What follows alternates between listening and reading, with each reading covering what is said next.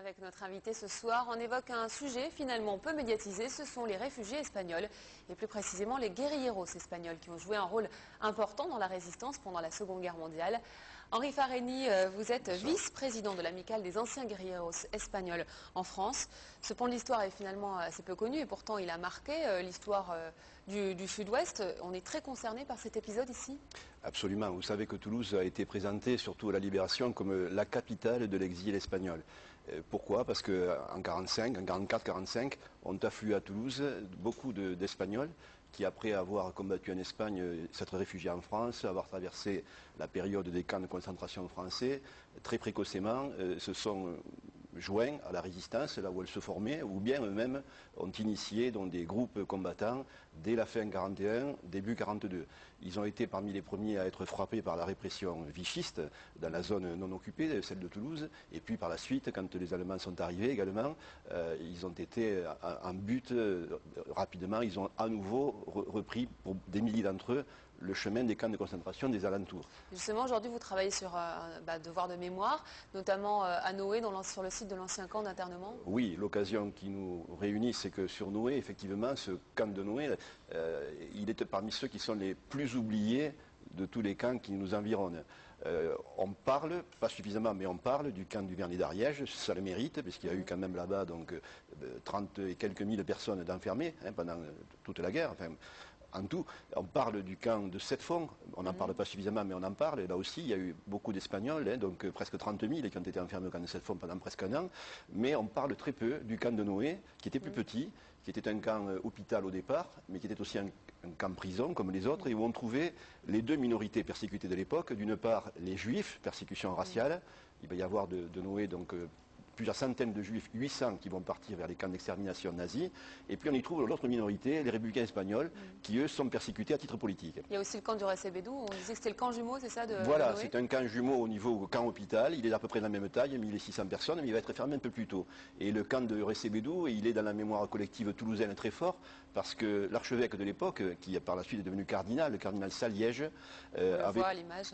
Oui, avait prononcé ces paroles terribles, enfin, avait fait préparer un discours, je ne sais plus si on appelle ça une oraison ou une homélie, enfin, pour qu'on le lise à l'église le 23 août 1942, en disant que des scènes d'épouvante, je cite le cardinal Saliège, se sont produites au camp de Noé et du Recebedou.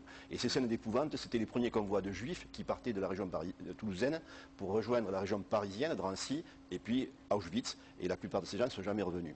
Justement, alors pour revenir à la résistance, quel rôle ont joué les guerrieros espagnols donc, voilà, comme ils étaient concentrés dans les camps, et puis ensuite, quand on a commencé à les sortir, ils ont été envoyés dans des compagnies de travailleurs militarisées où on les faisait travailler pour pas grand-chose, mais ils étaient en même temps ensemble, et il a fallu qu'ils se reconstruisent, qu'ils dépassent le traumatisme de la défaite, de l'exil, et comme ils étaient jeunes, qu'ils avaient combattu, ils étaient un peu plus aptes peut-être que d'autres, plus disponibles, plus disposés, ils avaient l'expérience de combattre contre des étrangers nazis ou mussoliniens qu'on retrouvait en France pour partie, et donc ils vont être précocement dans la résistance. Et en particulier à Toulouse, qui est une plateforme de la résistance en général, pour les Français aussi bien sûr, en général, mais beaucoup d'étrangers vont combattre à Toulouse. On a la fameuse épopée de la brigade Marcel Linger, qui est connue maintenant grâce à la station de métro Marcel Linger, mais il y a à l'époque donc toutes sortes d'étrangers, et particulièrement des Espagnols.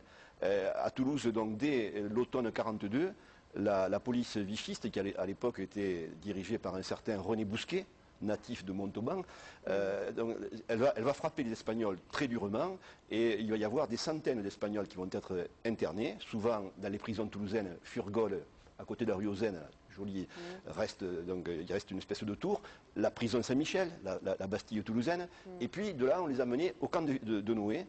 On ne les laissait pas trop longtemps en cas qu'ils fassent des plans d'évasion, on les envoyait au Vernet, et puis souvent, pour la moitié d'entre eux, on les envoyait dans les camps d'extermination nazis aussi. Et justement, comment est-ce que vous expliquez qu'il y ait des lacunes dans ce domaine-là qu'on ne connaisse pas? Alors effectivement, oui, il y a de très très grosses lacunes, donc nous songeons à combler, parce que nos vétérans, moi je suis dans cette amicale bien sûr au titre de la deuxième génération, mais nos vétérans, ceux qui ont combattu, s'éteignent, nous nous rendons compte qu'ils ne sont pas éternels et que leur histoire n'est pas encore bien racontée, elle est incomplète. Le rôle très important qu'ils ont joué pour constituer la résistance grâce à leur expérience de l'Espagne et grâce à leur esprit de lutte n'est pas encore assez bien rendu, effectivement. Bon, malheureusement, on n'a plus trop de temps, mais donc vous avez plusieurs projets, notamment pour rendre ce devoir de mémoire, et notamment à travers des chemins qui circuleraient à travers différents lieux ce qu'on de souhaite, mémoire. des associations comme la nôtre, mais aussi des associations mémorielles qui sont à base, disons, de l'histoire de France, à proprement parler, des associations qui s'intéressent au sort des Juifs, nous rejoignons nos efforts pour essayer que se constituent des chemins de mémoire